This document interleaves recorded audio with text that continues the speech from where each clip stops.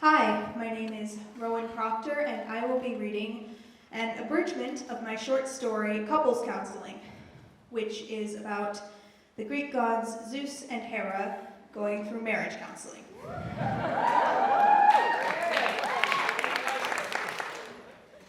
All right, said Nigel Bent, a small, mousy, blonde couples counselor, straightening his glasses. Why don't we get started? He smiled at the couple sitting on the couch across from him. Lady Hera, is there anything you'd like to say to your husband? Hera sighed and crossed her arms. Where do I even start?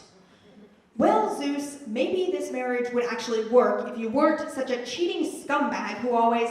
I'm going to have to stop you there, interjected Nigel, raising his hands. Let's try to avoid the blaming, all right? Hera rolled her eyes. All right, you're a cheating scumbag, Zeus. Use I statements. I think you're a cheating scumbag, Zeus. Let's focus on how you feel, said the therapist.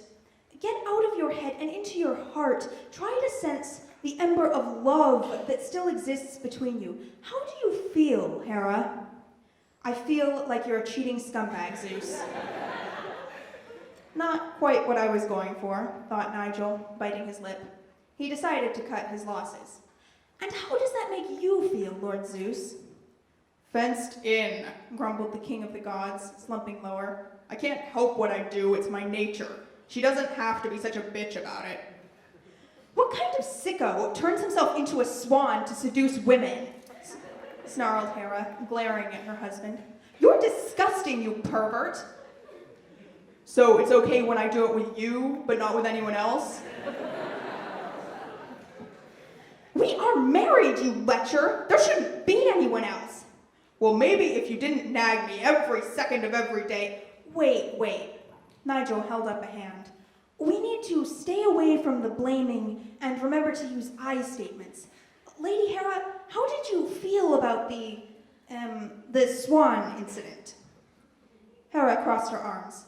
I was disgusted by the lengths my husband would go to get under a puny mortal's skirt.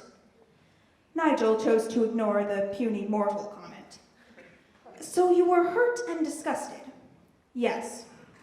Now, Lord Zeus, do you have anything to say to your wife? Well, maybe if she weren't so unimaginative in the bedroom. Let's stay away from the blaming, my lord. Then no, I have nothing to say. Zeus crossed his arms and slumped into his chair, obviously sulking. Really? Nigel leaned forward. Your wife just told you that she feels hurt and disgusted by your infidelity, and you have nothing to say to her? Well, you won't let me blame her. Nigel sat back and rubbed his forehead. He checked his notes, thinking about how to proceed. We need to find something to build on, he said at last. If we can find common ground, something you're both interested in, then we can build on that and find a way for you to communicate. Common interests, said Hera, her voice dripping with skepticism. Such as... Well... Nigel floundered, and they glared at him. We could find a hobby you both enjoy, he said at last. Something fun and lighthearted that gets you out of your, stress zones. Like miniature golf, for instance. She's always in her stress zone, grumbled Zeus. That's the whole problem. She's got a pole the size of Poseidon's Triton jammed up her ass. Excuse me? Hera jumped to her feet and raged, and Nigel flinched. How dare you, you uncultured, dung-licking swine, the goddess screamed. Dung-licking, am I? Shouted Zeus, pushing himself up. That's rich coming from you, you withered-up Gorgon.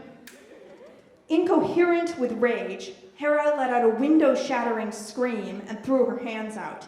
Nigel dived to the floor as every article of furniture flew at Zeus, who vaporized them with a ferocious burst of electricity that fried everything in the room except for the gods themselves. Oh, fuck, said Nigel, before vanishing in a wisp of smoke.